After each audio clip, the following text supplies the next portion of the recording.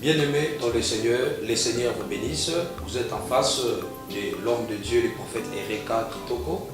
Je suis devant vous parce que le Seigneur m'a parlé avant que je puisse venir parler de la part du Seigneur. En tout cas, aujourd'hui, il y a un thème important que Dieu m'a inspiré. J'étais dans la montagne. L'Éternel m'a parlé en termes beaucoup plus de blessures intérieures qui est à la base du manque de délivrance ou la raté de beaucoup de gens de leur délivrance. Et vous allez remarquer actuellement dans le monde que nous vivons, c'est un monde qui est habité par beaucoup de problèmes. Le problème que nous rencontrons, les événements, les réalités, les situations, ça arrive à bloquer beaucoup des enfants de Dieu pour ne pas vivre une vraie délivrance dans leur vie chrétienne. Et par rapport à ces messages, bien-aimés, vous qui me suivez partout que vous êtes, prêtez bien vos attentions, prêtez vos oreilles et vous ne serez jamais sortis ou vous ne serez jamais déçus. Parce que ce message, c'est un message qui va changer votre façon de voir des choses, qui va vous amener à vivre le vrai délivrance. Et pendant que je priais le Seigneur, je vis il y avait autant de gens qui étaient dans une montagne, mais ces gens-là, et tous, ils avaient des traces, il y avait des lésions dans leur vie. Et tous ces gens-là pleuraient par rapport aux difficultés qu'ils rencontraient dans l'endroit que je les avais vus. Et pendant que je priais Dieu, Dieu m'a dit, mon fils le prophète, voyez les gens, l'entourage ou le millier de gens là qui sont en train de pleurer, leur problème est celle-ci. Le problème majeur que nous rencontrons, la société que nous habitons est habitée par plusieurs problèmes. Nous avons des carences, nous avons besoin de satisfaire des besoins, nous avons besoin de réaliser nos projets, mais en réalité, la plupart des gens sont déçus par rapport aux réalités de la vie. Et quand je suis en train de parler sur le blessure intérieur, l'homme peut les contacter d'une manière à une autre. Le premier point, je vais tout simplement citer les différents cas de personnes qui ont subi, qui ont vécu, qui ont eu des problèmes, qui ont laissé des traces anormales dans leur vie. La Bible nous dit celle-ci. Dans le livre beaucoup plus de Proverbes 17, le verset 22, la Bible dit ceci. Un cœur joyeux est un bon remède, mais un esprit abattu déchaisse les os. Bien-aimés, vous qui me suivez partout que vous êtes, je vais vous ramener à une réflexion. Une personne qui est joyeuse, la personne qui est joyeuse, c'est un bon remède. Parce que si tu veux voir la solution dans ta vie, la première des choses, tu dois garder la joie. Mais la joie de beaucoup de gens est beaucoup plus écartée dans leur vie par rapport aux événements, par rapport aux réalités, par rapport à la société par laquelle tu es en train de vivre. Mais dans le livre des Proverbes, la Bible nous parle clairement qu'un cœur qui est joyeux est un remède. Cela veut dire, je peux avoir des problèmes, mais si j'ai la joie, cette joie, elle va absorber mes problèmes. Mais celui qui est habité par un esprit qui est abattu, c'est une personne, ses os sera beaucoup plus séchés. Et les os, ça ne représente rien d'autre que la vie d'une personne, la force d'une personne, la fierté d'une personne. Or, là dans la vie, lorsque quelqu'un il n'a pas la force, il ne peut jamais travailler, il ne peut pas réaliser ses projets, il ne peut pas progresser. Cela veut dire, la joie dans la vie d'une personne, c'est là, ça permet à une personne demeurer prospère. Vous qui me suivez, bien aimés, je vais citer quelques cas de blessures intérieures que les gens ont contacté dans leur vie. Il y a quelqu'un, peut-être c'est lui qui t'a blessé dans la famille, dans une relation amoureuse, dans une affaire. Il y a de différents cas, il y a de différentes circonstances qui peuvent faire que vous puissiez avoir des blessures intérieures. Dans la vie, bien aimé, physique, nous avons ce qu'on appelle les blessures qui sont physiques. Quelqu'un qui est blessé physiquement, il peut aller dans l'hôpital, on peut soigner ses blessures ou sa plaie, parce que la plaie est physique. Mais la plaie qui est beaucoup plus spirituelle, la plaie qui est beaucoup plus invisible, elle est beaucoup plus dangereuse qu'une plaie qui est physique. Et la personne qui a des blessures qui sont intérieures, des blessures qui ne sont pas physiques, c'est une situation qui n'est pas assez importante. Vous devez chercher la guérison parce que si vous n'êtes pas guéri, au fur et à mesure que vous ignorez ces blessures-là, ça va s'aggraver en plus en plus. Et lorsque ça s'aggrave, ça va vous conduire à la mort. Et beaucoup de gens dans la vie sont déjà morts spirituellement. Il y a beaucoup de gens qui sont décédés spirituellement parce qu'ils ne prennent pas en soin ou en charge leurs blessures.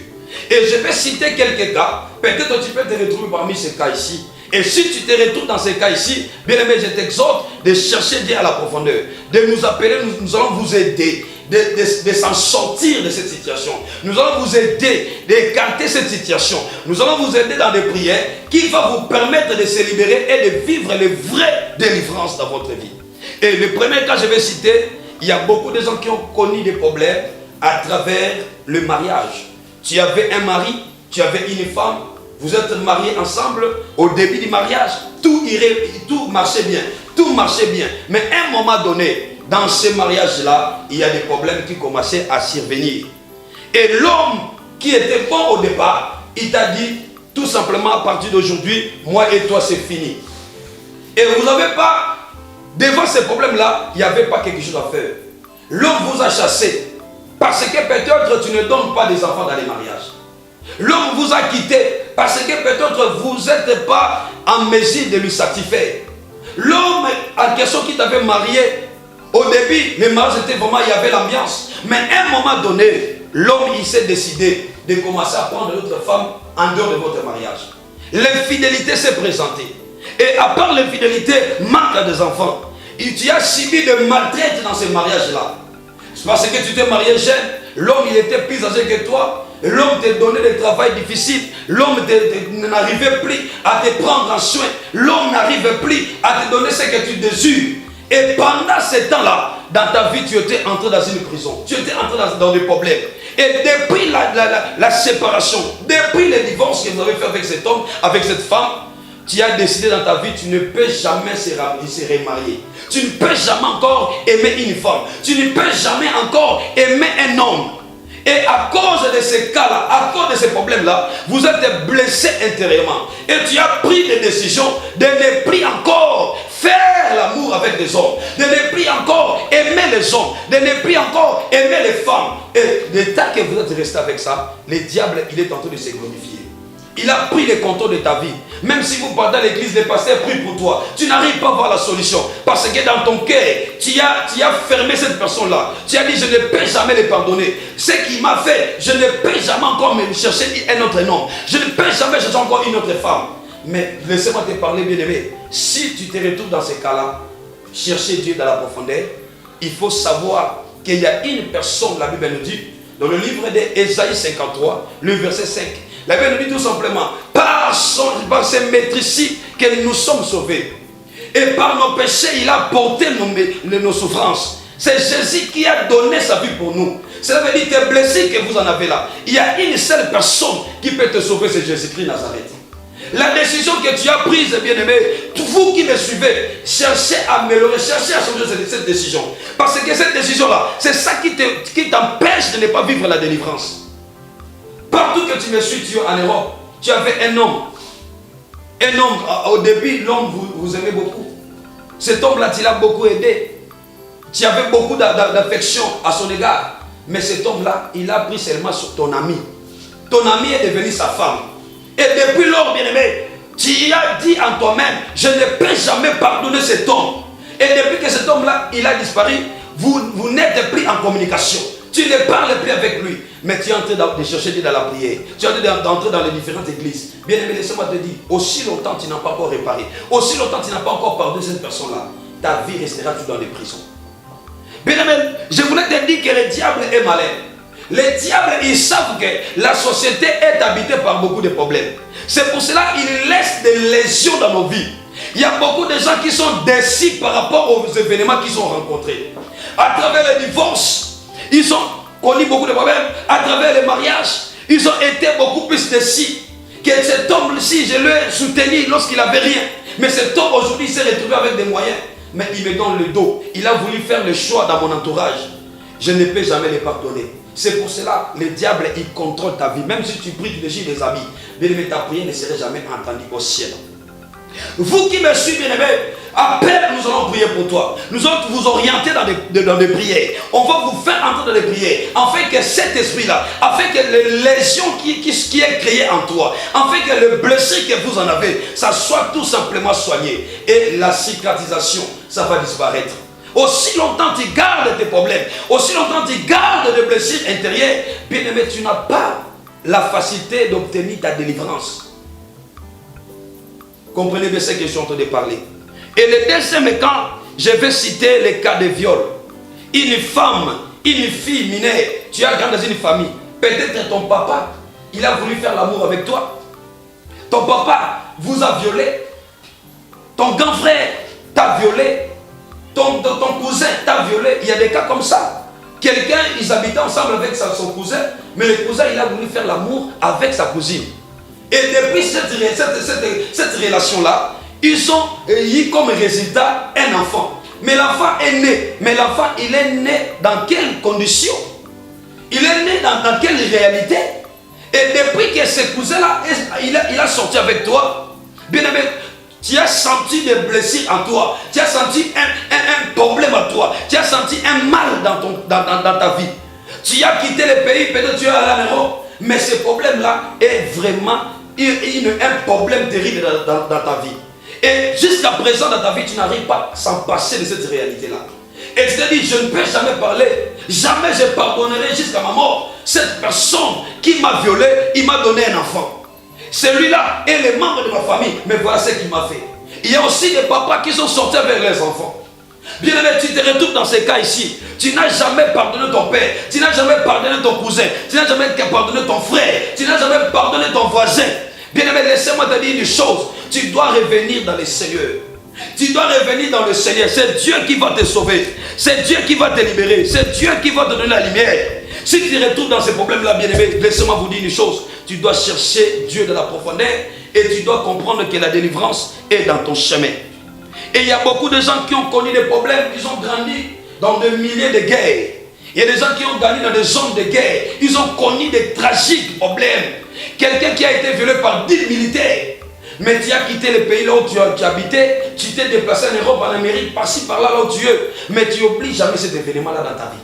Lorsque tu passes à ça, tu sens quelque chose en toi qui ne marche pas. Et tu te dis, ces gens-là qui m'ont fait ça, si chaque temps quand tu te réveilles le matin, tu fais que maudire ces gens-là. Mais la Bible nous dit, il faut le pardon libère. Si ton problème, il résiste jusqu'à présent, parce que tu n'as pas l'esprit de pardon. Mais le problème a déjà passé, la réalité est déjà passée, mais jusqu'à présent, tu as ça dans ton cœur. Lorsque tu regardes ta vie, comment tu as perdu ta virginité, ça te fait très mal. Et cela a permis au diable d'entrer et de contrôler ta vie. C'est le cas des gens qui ont vécu des cas de viol.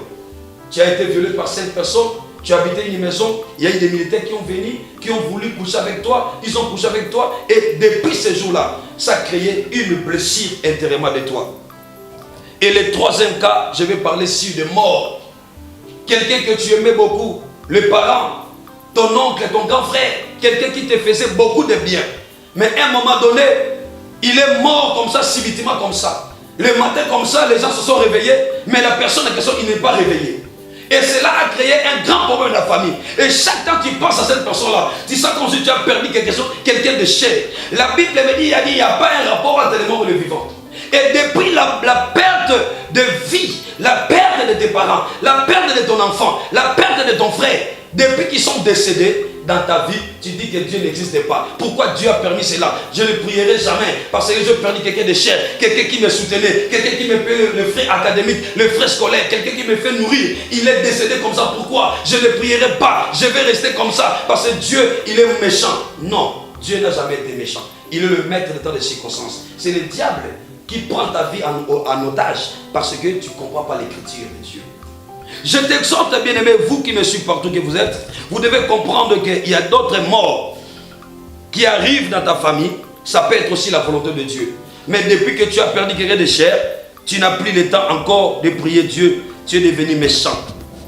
La Bible dit ceci dans le livre de Psaume 147, le verset 3. Je lis au nom du Seigneur. Il guérit ceux qui ont le cœur brisé. et il pense leurs blessures. C'est Dieu qui guérit nos cœurs qui sont brisés. Ton cœur est brisé parce que tu as perdu un parent. Ton cœur est brisé parce que tu as perdu un enfant. Ton cœur est brisé parce que tu as perdu un être cher. Mais laissez-moi te dire, ce moment que tu me suis, il y a quelqu'un qui est là. C'est lui qui guérit nos blessures. C'est lui qui guérit les cœurs brisés. C'est lui qui guérit nos vies. C'est lui qui restaure nos vies. C'est lui qui est en train de soigner tes blessures. C'est Jésus Nazareth.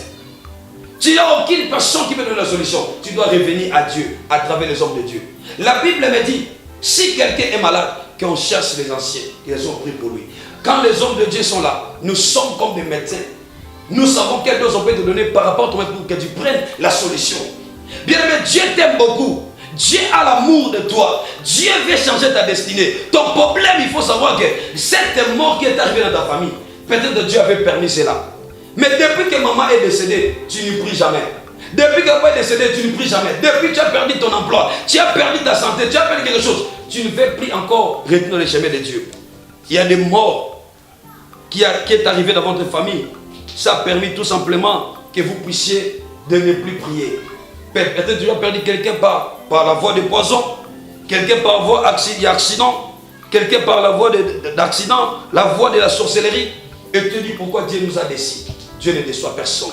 Mais c'est quelqu'un qui guérit nos cœurs qui est brisé et qui est en train de penser nos blessures. Tout simplement, cela veut dire c'est Dieu qui va te traiter. Mais il va te traiter comment? Lorsque tu reconnais ton problème et tu comprends ces messages, nous allons prier pour toi, nous allons te donner le verset biblique qui va te permettre de s'en sortir de cette situation. Parce que Dieu a besoin de toi. La Bible dit que vaut mieux un chien vivant qu'un lion mort. Ceux qui sont morts sont déjà partis. Dieu a besoin de ton âme, il a besoin de ton corps, il a besoin de ton esprit pour te ramener à la délivrance. Le Seigneur a besoin de te délivrer. Il y a des gens qui sont décédés par une arme, par un balle. Tu as connu quelqu'un qui a été assassiné par un balle. Et depuis que tu as perdu quelqu'un à travers cette circonstance, tu te dis que je ne prierai plus. Dieu a besoin de toi. Le quatrième cas, je vais parler, c'est le cas des enfants abandonnés par leurs parents.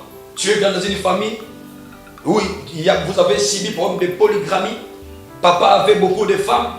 Après vous étiez beaucoup plus né hors du mariage et vous étiez abandonné, tu as grandi loin des parents. Et depuis que tu es enfant, tu as subi beaucoup de problèmes. En grandissant, tu te dis que je ne pardonnerai jamais mes parents. Parce que mon papa ne m'a pas pris en charge. Mon papa ne m'a pas envoyé à l'école. Bien aimé, laisse-moi te dire, avec toutes ces blessures-là, c'est le diable qui va prendre ta vie en otage. Il va contrôler ta vie. Il va contrôler ton parcours de la vie. Mais si tu reviens à Dieu, tu dis que je dois pardonner mes parents. Parce que ce qu'ils ont fait, ce n'était pas eux. Ils ne comprenaient pas peut-être ce qu'ils m'ont fait. Et cela, ça va te permettre, bien aimé, de s'en sortir de cette situation. Dieu a besoin de toi. Si tu as rencontré les pareils problèmes, un enfant, tu as grandi beaucoup plus en dehors des parents, tu étais né hors du mariage, mais les parents ne prenaient pas en charge votre vie. Bien aimé, laissez-moi vous dire, Dieu a besoin de vous. Et vous avez manqué l'affection des parents. Vous avez été élevé par une marâtre. Peut-être il vous a donné des travaux durs. Il vous maltraitait, il privilégiait ses enfants par rapport à toi. Peut-être lorsque les autres étaient dans des bonnes écoles, tant vous avez des écoles de périphériques. Peut-être lorsqu'ils achètent des habits, des beaux habits, ils donnent à ses enfants, pas à toi. Mais tout ça a créé des vides émotionnels. Tout ça a créé des blessures au-dedans de toi. Mais je suis venu te parler que le Seigneur a besoin de toi. Et le cinquième cas que je vais parler, pour des personnes qui sont nées, qui sont en train de vivre des situations de maladie. Peut-être que vous êtes atteint par une maladie qui est incurable. Tu connais la personne qui t'avait transmise cette maladie et te dis que cette personne, je ne le pardonnerai jamais. C'est elle qui m'a amené cette maladie. C'est lui qui m'a amené cette maladie. Et depuis que tu as pensé de la manière, bien aimé, tu ne le reçois plus. Depuis que tu as pensé de la manière, tu as commencé à partager cette maladie à d'autres personnes. Tu dis que je ne mourrai pas seul, je vais mourir avec beaucoup de personnes. Bien aimé, laissez-moi te parler. Il y a quelqu'un qui est là pour te guérir. Il va te guérir intérieurement. Il va te guérir physiquement. Cette maladie est dans ta vie. C'est Dieu qui a permis. Mais c'est lui aussi est capable de te guérir. Parce qu'il a dit, venez à moi vous tous, je vous donnerai du repos. Le repos de Dieu, c'est la guérison. Le repos de Dieu, c'est la prospérité comme l'état de ton corps. Tu vas prospérer, mais si tu reconnais d'avoir pardonné, si tu vas savoir comment pardonner la personne qui t'avait transmis cette maladie, la porte de la guérison, ça va s'ouvrir. Si tu ne reçois pas la guérison parce que tu as encore des problèmes dans toi, tu es encore en train de fermer ton cœur, de ne pas pardonner les gens qui t'ont transmis cette maladie. Et les cas de maladies comme le sida, les cas de maladies comme le cancer, ce sont des maladies qui sont incurables. Peut-être tu sais qu'il y a telle personne qui m'a envoyé cette maladie et cette personne tu ne parles plus. Mais laissez-moi vous parler, lorsque je me suis appelé, on va prier, cette maladie ça va disparaître. Il y a des personnes qui ont des maladies comme des prostates, des maladies rénales, des paralysies.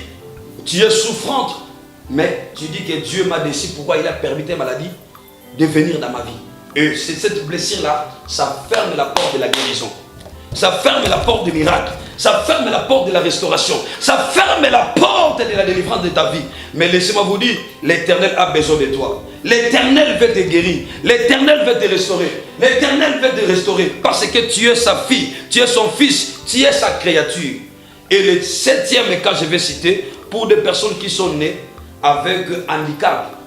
Bien-aimé, Dieu, il a voulu que tu sois vivant, tu n'es pas les fruits d'hasard. Dieu, il sait de quoi il va faire de toi. Il y a des personnes qui sont nées avec des malformations. Il y a des personnes qui ont connu des accidents de circulation. Tu me suis partout tu es. Tu te sens gêné. Lorsque tu marches, tu regardes, tu penses comme tu étais né. Mais tu as vu ce que tu as connu comme accident. Tes pieds sont perdus. Peut-être tu as perdu une jambe. Tu as perdu le pied. Tu as perdu la main. Tu as perdu un œil. Tu as perdu quelque chose de ton corps. Et tu te gênes tout le temps. Tu dis que non, pourquoi Dieu a permis que je devienne comme ça? Et lorsque tu dis ça, pourquoi Dieu a permis que je devienne comme ça? Tu crois plus à Dieu et tu condamnes Dieu. Tu es en train d'ouvrir des portes beaucoup plus du diable et il va bloquer ta délivrance. Dieu est capable de faire tout dans ta vie. Et il y a encore des gens qui ont connu des problèmes. Tu es né aveugle. Tu as connu un problème de yeux. Et après, vous êtes né. Et à un moment donné, vous avez connu un problème de yeux. Il y a des problèmes, il y a des gens qui sont nés. Il est albinos. Mais tu te gênes quand tu es au milieu des gens qui sont normaux. Mais laissez-moi vous dire, Dieu vous connaît. Et il sait de quoi il va faire de toi. Dieu, il sait de quoi il va faire de toi. Tu as de l'importance devant le Seigneur. Et votre handicap, ça doit glorifier Dieu. Votre état physique, ça doit glorifier Dieu. C'est pour la gloire de Dieu. Dieu a dit à la personne comme Paul, ma grâce t'est suivie. Mais Paul servait toujours le Seigneur. Paul suivait toujours le Seigneur. Il n'a jamais dit pourquoi Dieu a voulu que je sois avec les charges. Je dois abandonner, je vais les dire.